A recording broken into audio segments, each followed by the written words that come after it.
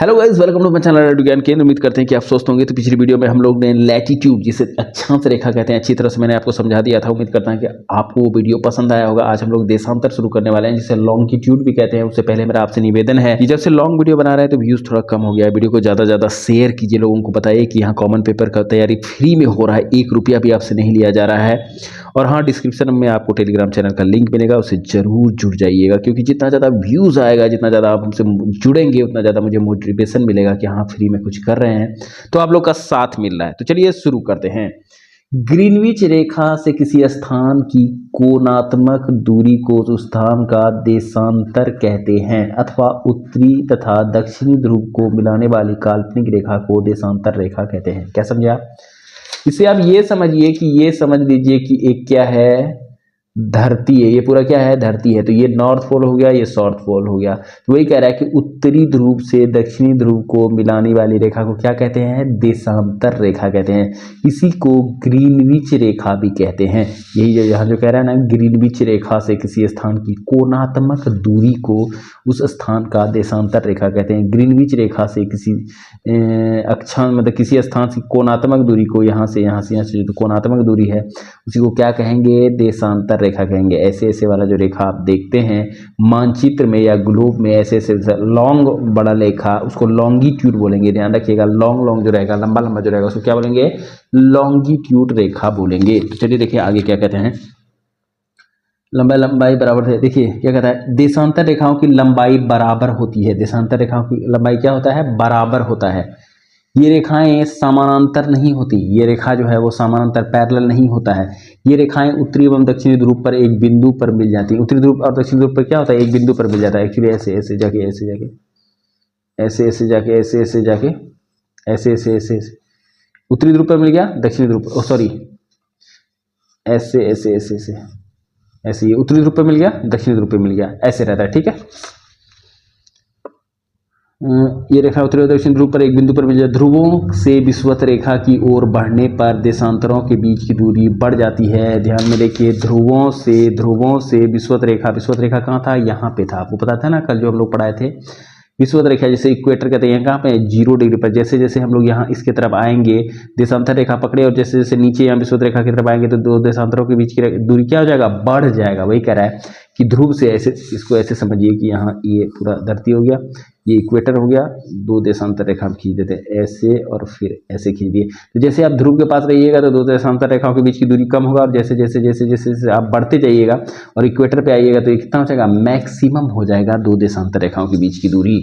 वही यहाँ कह रहा है, दूर की दूरी, अधिकतम दूरी कितना होता है, 111.32 किलोमीटर। पूछ देगा कि इक्वेटर पर 2 देशांतर रेखाओं की दूरी कितनी होती है, तो आप बताइएगा कि 111.32 होती है। आपसे पूछ देगा कि 2 देशांतर रेखाओं के मध्य सबसे अधिक दूरी कहाँ पर होती है, तो सबसे अधिक दूरी कहाँ पर होती है भैया, विषुवत रेखा पर होती है। देशांतर रेखाओं को एक समान होने के कारण की गणना में कठिनाई होती है। देशांतर रेखा आपको पहले ही बताते क्या होता है, एक समान होता है, इसीलिए इसका गणना में क्या होता है, कठिनाई होता है। इसको गिनती करने में क्या होता है, कठिनाई होता है। इसलिए सभी देशों ने सर्वसम्मति से यह निश्चय लिया कि ग्रीनविच वेधशाला से गुजरने वाली देशांतर रेखा की गणना शुरू करनी चाहिए।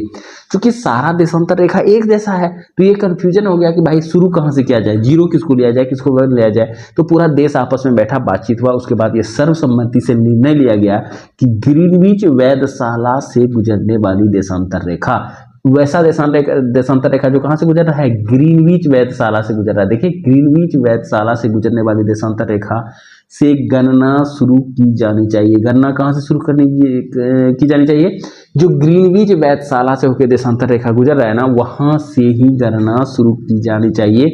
ये सारा देश बोला कि उसी को क्या मान लीजिए, 0 डिग्री देशांतर रेखा मान लीजिए। इसे हम प्रधान मध्य रेखा कहते हैं। आपको पूछेगा कि प्रधान मध्य रेखा कहाँ से होकर गुजरती है, तो आप आंसर दीजिएगा कि ग्रीनविच के वेधशाला से होकर गुजरती है। आपको पूछेगा कि ग्रीनविच वेधशाला से होकर गुजरने वाली देशांतर रेखा को क्या कहते हैं, तो ग्रीनविच वेधशाला से होकर गुजरने वाली रेखा को प्रधान मध्याह्न रेखा कहते हैं। इस देशांतर का मान 0 डिग्री है। आपको पूछेगा 0 डिग्री देशांतर रेखा कहाँ से गुजरती है, तो ग्रीनविच वेधशाला से गुजरती है। 0 डिग्री देशांतर रेखा का नाम क्या है, या 0 डिग्री देशांतर रेखा को किस नाम से जानते हैं, तो 0 डिग्री देशांतर रेखा को हम लोग प्रधान मध्य रेखा के नाम से जानते हैं। इसे हम 180 डिग्री पूर्व तथा 180 डिग्री पश्चिम देशांतर रेखा की गणना करते हैं। इससे हम क्या कर रहे हैं, 0 डिग्री से अगर 0 डिग्री ये है जो ग्रीनविच वेधशाला से गुजर रहा है, तो इससे 180 डिग्री पूर्व और 180 डिग्री पश्चिम देशांतर रेखा से हम लोग क्या करते हैं, गणना शुरू कर देते हैं। यहाँ 0 मान लिया इसको, इधर हम जाएंगे पूर्व में तो 180, पश्चिम में जाएंगे तो 180, ये कह रहा है। प्रधान मध्याह्न रेखा की बाईं ओर की रेखाएं पश्चिमी देशांतर और दाहिनी ओर की रेखाएं पूर्वी देशांतर कहलाती है। प्रधान मध्याह्न का रेखा जो है, ये आपका जो प्रधान मध्याह्न रेखा है, इससे पश्चिमी ओर जाएंगे तो पश्चिमी देशांतर और पूर्व की ओर जाएंगे तो पूर्वी देशांतर, ये तो कॉमन बात है, कहलाती है। ये क्रमशः पश्चिमी गोलार्ध तथा पूर्वी गोलार्ध कहलाते हैं। इसको वही क्या है, पश्चिमी वाला को पश्चिमी गोलार्ध, पूर्वी वाला को पूर्वी गोलार्ध, और अक्षांश क्या करता है, उत्तरी भाग को उत्तरी गोलार्ध और दक्षिणी भाग को दक्षिणी गोलार्ध, याद रखिएगा, देशांतर कहलाता है। ये क्रमशः पश्चिमी गोलार्ध में पूर्वी गोलार्ध 180 डिग्री पूर्व 180 डिग्री पश्चिम देशांतर एक ही रेखा है।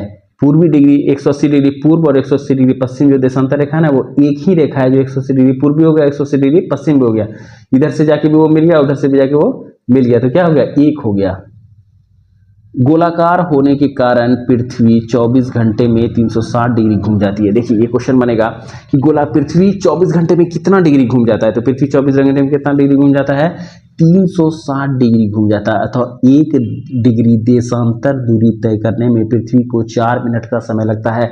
अत्यंत महत्वपूर्ण क्वेश्चन है ये, अत्यंत महत्वपूर्ण। 1 डिग्री देशांतर की दूरी तय करने में पृथ्वी को कितना मिनट का समय लगता है, तो 4 मिनट का समय लगता है। 1 डिग्री देशांतर दूरी तय करने में पृथ्वी को कितना समय लगता है, 4 मिनट का। ऐसे क्वेश्चन भी आगे बनता है, हम बताएंगे कि 1 डिग्री देशांतर जब पृथ्वी तय करेगा तो उसको कितना समय लगता है, तो 4 डिग्री लगता है। क्या है कि 24 घंटा में पृथ्वी क्या करता है, 360 डिग्री घूमता है। अगर पूछेगा कि पृथ्वी 24 घंटे में कितने डिग्री घूमता है, तो आप बताइएगा कि पृथ्वी 24 घंटे में 360 डिग्री घूमता है, तो 24 से जब इसको भाग देंगे तो कितना आ जाएगा, 4 मिनट।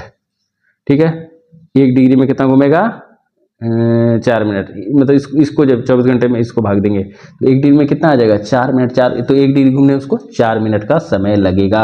कह रहा है कि देशांतर के आधार पर ही किसी स्थान का समय ज्ञात किया जाता है। क्वेश्चन आता है कि किसी स्थान का समय किस आधार पर ज्ञात किया जाता है, तो देशांतर के आधार पर या अक्षांश के आधार पर। तो आप क्या देंगे कि देशांतर के आधार पर किसी स्थान का समय ज्ञात किया जाता है। 2 देशांतर रेखाओं के बीच की दूरी को क्या कहते हैं, तो 2 देशांतर रेखाओं के बीच की दूरी को क्या कहते हैं, गोरे कहते हैं।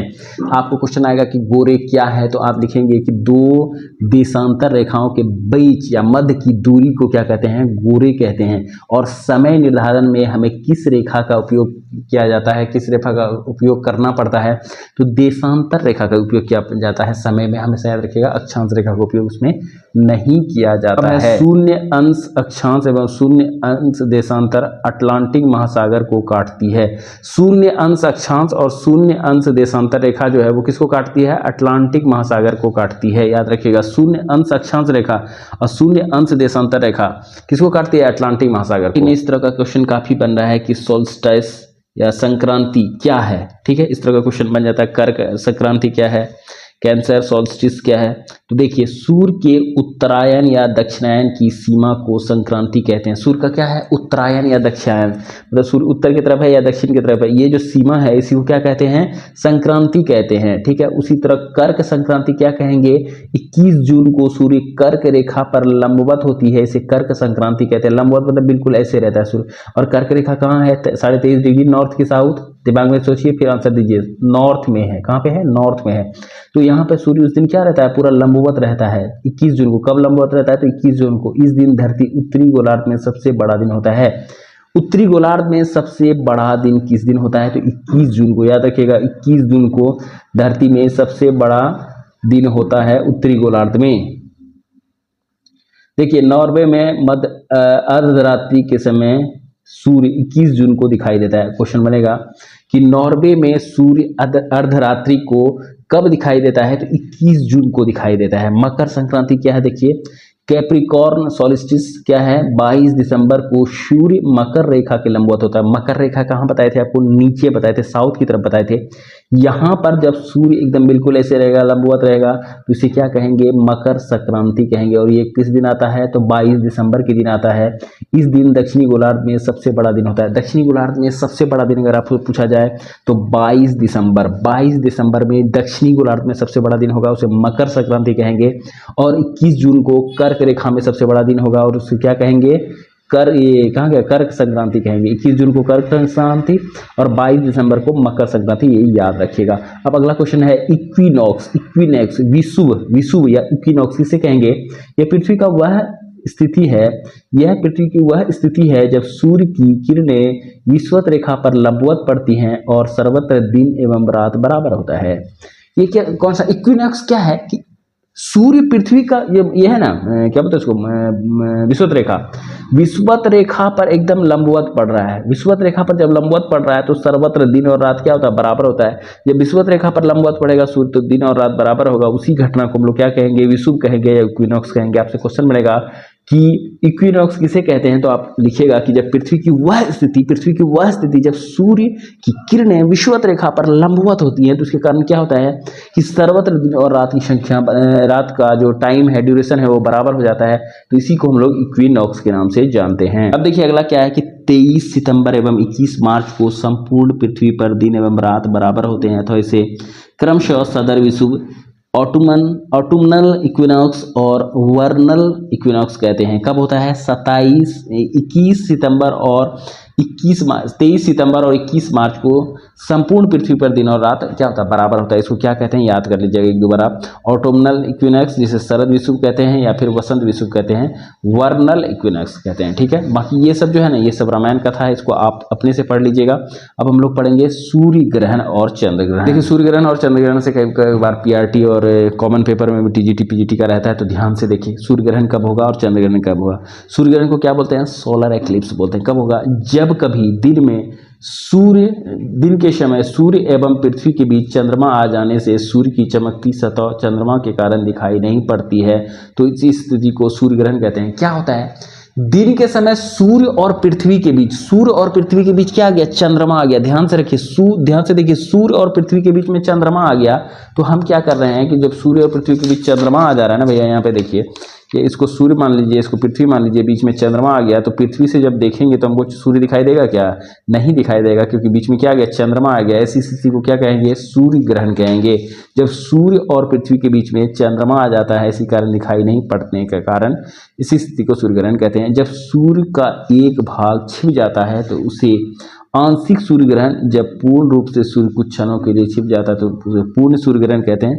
पूर्ण सूर्य ग्रहण हमेशा अमावस्या न्यू मून को ही होता है। पूर्ण सूर्य ग्रहण आपसे क्वेश्चन पूछ देगा कि पूर्ण सूर्य ग्रहण कब होता है, तो ये कब होता है पूर्ण सूर्य ग्रहण, अमावस्या के टाइम में होता है। जब आंशिक रूप से सूर्य छिपेगा तो उसे आंशिक सूर्य ग्रहण कहेंगे, और जब पूर्ण रूप से सूर्य छिप जाएगा, पृथ्वी से पूरी तरह से सूर्य नहीं दिखाई देगा, तो उसे पूर्ण सूर्य ग्रहण कहेंगे। ध्यान रखिएगा। चंद्र ग्रहण किसे कहेंगे, लूनार एक्लिप्स। जब सूर्य और चंद्रमा के बीच पृथ्वी आ जाती है तो सूर्य की पूरी रोशनी चंद्रमा पर नहीं पड़ती है, इसे चंद्र ग्रहण कहते हैं। जब सूर्य और चंद्रमा के बीच, इस बार क्या होगा, यहाँ सूर्य रहेगा, यहाँ चंद्रमा रहेगा, बीच में पृथ्वी आ जाएगा। जब बीच में पृथ्वी आ जाएगा तो फिर चंद्रमा का, सूर्य का पूरा रोशनी कहाँ पे नहीं जा पाएगा, चंद्रमा पर नहीं जा पाएगा। तो चंद्रमा से जब आप सूर्य को देखेंगे तो सूर्य क्या होगा, आपको दिखाई नहीं देगा। तो इसी स्थिति को क्या कहेंगे, चंद्र ग्रहण कहेंगे। याद रखिएगा, चंद्र ग्रहण में क्या होता है कि सूर्य और चंद्रमा के बीच में कौन आ जाएगा, पृथ्वी आ जाएगा, तो चंद्रमा से सूर्य पूरी तरह दिखाई नहीं देगा। वहीं सूर्य ग्रहण की अगर बात करेंगे तो सूर्य और पृथ्वी के बीच में कौन आ जाएगा, चंद्रमा आ जाएगा, तो जिसके कारण पृथ्वी से सूर्य दिखाई नहीं देगा, तो इसे सूर्य ग्रहण कहेंगे। तो सूर्य की पूरी रोशनी चंद्रमा पर नहीं पड़ती है, इसे चंद्र ग्रहण कहते हैं। चंद्र ग्रहण हमेशा पूर्णिमा की रात्रि को ही होता है। चंद्र ग्रहण हमेशा पूर्णिमा की रात्रि को होता है, और अमावस्या को क्या होता है, सूर्य ग्रहण होता है। याद रखिएगा, क्वेश्चन बन सकता है कि सूर्य ग्रहण कब होता है, तो अमावस्या की रात को सूर्य ग्रहण होता है। वहीं पूर्णिमा के बाद चंद्र ग्रहण की बात करें तो यह हमेशा कब होगा, पूर्णिमा की रात को होगा। प्रत्येक पूर्णिमा को चंद्र ग्रहण नहीं होता है। होता है क्योंकि चंद्रमा और पृथ्वी की कक्षा में पथ 5 डिग्री का अंतर है। प्रत्येक पूर्णिमा को चंद्रग्रहण क्यों नहीं होता है? क्योंकि पृथ्वी और चंद्रमा का जो कक्षा है, पथ है ना, उसमें कितना डिग्री का अंतर है? 5 डिग्री का अंतर है, जिसके कारण चंद्रमा कभी कभी पृथ्वी के ऊपर से या नीचे से गुजर जाती है। 5 डिग्री का अंतर होने के कारण क्या होता है? चंद्रमा कभी कभी ऊपर से गुजर गया पृथ्वी के, या नीचे से गुजर गया, बीच में नहीं आ पाता है, इसलिए क्या होता है? चंद्रग्रहण नहीं होता है। एक वर्ष में अधिकतम 3 बार पृथ्वी में उपछाया क्षेत्र से चंद्रमा गुजरती है, तभी चंद्रग्रहण लगता है। एक वर्ष में अधिकतम कितना बार लग सकता है? 3 बार चंद्रग्रहण लग सकता है। ठीक है, सूर्य ग्रहण के समान चंद्रग्रहण भी आंशिक और पूर्ण हो सकता है। सूर्य ग्रहण के समान चंद्रमा भी आंशिक और पूर्ण चंद्रग्रहण हो सकता है। जब आधा चांद आपको ढका जाएगा तो उसको आंशिक चंद्रग्रहण कहेंगे, और जब पूरा ढका जाएगा तो उसको क्या कहेंगे? पूर्ण चंद्रग्रहण कहेंगे। अब देखिए, समय का निर्धारण कैसे होता है? एक देशांतर का अंतर होने पर समय में 4 मिनट का अंतर होता है। ये तो पहले बता ही दिए थे कि 1 डिग्री देशांतर में कितना का चेंज हो जाएगा? 4 मिनट का अंतर हो जाता है। चूंकि पृथ्वी पश्चिम से पूरब की ओर घूमती है, पृथ्वी किस तरह से घूमता है? पश्चिम से पूरब की ओर घूमते हुए जाता है। फलतः ग्रीनविच से पूरब की ओर बढ़ने पर प्रत्येक देशांतर पर समय 5 मिनट बढ़ता जाएगा। इसीलिए पृथ्वी पर जैसे जैसे हम पूरब की ओर बढ़ेंगे ना, 5 मिनट समय, 4 मिनट समय क्या होगा? बढ़ता जाएगा। जैसे आप पूरब से पश्चिम की ओर बढ़ेंगे, क्योंकि पृथ्वी कैसे घूमती है? पश्चिम से पूर्व की ओर घूमती है, याद रखिएगा। तथा पश्चिम जाने पर प्रत्येक देशांतर का समय 4 मिनट घटता जाता है। जैसे जैसे आप पूर्व की ओर जाएंगे तो क्या होगा? 4 मिनट बढ़ते जाएगा, और जैसे जैसे आप पश्चिम की ओर जाएंगे तो 4 मिनट घटते जाएगा। इस पर क्वेश्चन भी बनता है, याद रखिएगा। अभी जो हाल ही में TRE 3 हुआ था, उसमें TGT में ये क्वेश्चन आया हुआ था देशांतर वाला, तो ध्यान से देखिए। अंतर्राष्ट्रीय तिथि रेखा 180 डिग्री देशांतर को अंतर्राष्ट्रीय तिथि रेखा कहते हैं। किसको अंतर्राष्ट्रीय तिथि रेखा कहते हैं? 180 डिग्री देशांतर को। आपसे क्वेश्चन बनेगा 180 डिग्री देशांतर रेखा को क्या कहते हैं? तो 180 डिग्री देशांतर रेखा को अंतर्राष्ट्रीय तिथि रेखा कहते हैं। दूसरा क्वेश्चन बनेगा कि अंतर्राष्ट्रीय तिथि रेखा कितने डिग्री के देशांतर रेखा को कहते हैं? तो 180 डिग्री देशांतर रेखा को अंतर्राष्ट्रीय तिथि रेखा कहते हैं। आप क्यों कहते हैं? क्योंकि इस रेखा के दोनों ओर तिथियों में 1 दिन का अंतर होता है। क्योंकि इस रेखा के दोनों ओर तिथियों में क्या होता है? 1 दिन का अंतर आ जाता है। ग्रीनविच देशांतर तथा 180 डिग्री देशांतर के बीच 24 घंटे का अंतर होता है। आपसे क्वेश्चन बन सकता है, देखिए सब टफ क्वेश्चन है कि ग्रीनविच देशांतर तथा 180 डिग्री देशांतर के बीच कितने डिग्री का अंतर, कितने घंटे का अंतर होता है? 24 घंटे का अंतर होता है। 0 से 120 डिग्री पूर्व की ओर जाने पर 12 घंटे की अवधि लगती है, वहीं एवं एक ग्रीनविच समय से 12 घंटे आगे होता है। क्या होता है? जब पूरब की ओर आप जाएंगे, 0 से 180 डिग्री पूरब की ओर जाने में कितना लगेगा? हमको 12 घंटे का समय लगेगा, और ये ग्रीनविच से कितना आगे होगा? 12 आगे होगा। क्वेश्चन दे देगा कि ग्रीनविच रेखा से एक यहाँ है, एक देश यहाँ है, एक देश यहाँ है, तो जाने में कितना देर लगेगा? तो आपको वो देशांतर रेखा काउंट करके निकाल लेना है। तो 0 से 180 डिग्री जब पूर्व की ओर जाएंगे तो ये कितना आगे होगा? 12 घंटे होगा। इसी प्रकार 180 डिग्री पश्चिम जाने की ओर ग्रीनविच के समय में 12 घंटे पीछे होगा। जब 180 डिग्री आप पूर्व की ओर जाएंगे तो 12 घंटा अधिक होगा समय में, और वहीं जब आप पश्चिम की ओर 180 डिग्री जाएंगे तो क्या होगा? 12 घंटे पीछे होगा। यही कारण है कि 180 डिग्री पूर्व एवं पश्चिम देशांतर की कुल 24 घंटे अर्थात 1 दिन रात का अंतर होता है। इसीलिए इसका कारण क्या हो जाता है कि कुल अगर देखा जाए देशांतर रेखा में कितना का अंतर हो जाएगा? 24 घंटे का अंतर हो जाएगा, 1 दिन रात का अंतर हो जाएगा। उदाहरण के लिए यदि ग्रीनविच पर बृहस्पतिवार 25 सितंबर 2003 को दोपहर के 12 बजे हो तो 180 डिग्री पूर्वी देशांतर पर 25 दिसंबर 2003 की मध्य रात्रि होगी। देखिए यहाँ पे 24 डिग्री घंटा का अंतर हो जाएगा, 1 दिन का अंतर हो जाएगा। तो यहाँ पे अगर दिन होगा तो इधर वाला पूर्व में क्या होगा? रात्रि होगा। हमेशा याद रखिएगा, पूर्व में रात्रि होगा तो इधर दिन, अगर पूर्व में दिन होगा तो इधर रात्रि। बिल्कुल 1 दिन का अंतर होता है दोनों में। जबकि 180 डिग्री पश्चिमी देशांतर पर 24 सितंबर 2003 की मध्य रात्रि होगी। इसका अर्थ यह है कि 180 डिग्री देशांतर के दोनों ओर अलग अलग तिथियां पाई जाती हैं। जब इस रेखा को पूर्व की ओर लांघते हैं तो एक दिन दोहराया जाता है। इसे पश्चिम की ओर लांघते हैं तो 1 दिन कम हो जाता है। हमेशा याद रखिएगा कि पूर्व की ओर जैसे जैसे जाएंगे ना, जैसे जैसे पूर्व की ओर जाएंगे तो घंटा और समय क्या होगा? बढ़ते जाएगा। जैसे जैसे पश्चिम की ओर जाएंगे तो घंटा और समय क्या होगा? घटते जाएगा। इसे इस प्रकार याद किया जा सकता है। किस तरह से याद किया जाता है? Travel to east 1 day more to feast. 1 दिन ट्रेवल आप ईस्ट में करेंगे पूर्व में तो 1 डे मोर टू फीस्ट, 1 दिन ज्यादा आपको भोज मिलेगा। Travel to west 1 day less. Travel जैसे आप वेस्ट में करेंगे तो 1 डे लेस होगा। ईस्ट की तरफ जाएंगे तो फीस्ट खाने मिलेगा, भोज खाने मिलेगा, और जब वेस्ट की तरफ जाएंगे तो आपको क्या होगा, लेस हो जाएगा। हमेशा याद रखिएगा, पूरब की तरफ जाएंगे तो एक दिन बढ़ेगा, पश्चिम की तरफ जाएंगे तो एक दिन घटेगा। वास्तव में क्या होता है, देखिए वास्तव में अंतर्राष्ट्रीय तिथि रेखा पूर्णतः 180 डिग्री देशांतर के अनुसरण नहीं करती है। वास्तव में जो होता है, क्या होता है, अंतर्राष्ट्रीय तिथि रेखा है ना, 180 डिग्री को पूर्णतया अनुसरण नहीं करता है। यह 180 डिग्री देशांतर के दाएं या बाएं मुड़ जाती है। ये क्या होता है, 180 डिग्री देशांतर के दाएं या बाएं मुड़ जाता है, ताकि स्थलीय भागों का विभाजन ना हो। स्थलीय भागों का विभाजन ना हो, इसलिए क्या करता है, या तो दाएं या तो बाएं मुड़ जाता है, और लोगों को तिथि के बारे में भ्रम ना हो। और लोगों का तिथि के बारे में क्या हो, भ्रम भी नहीं होना चाहिए।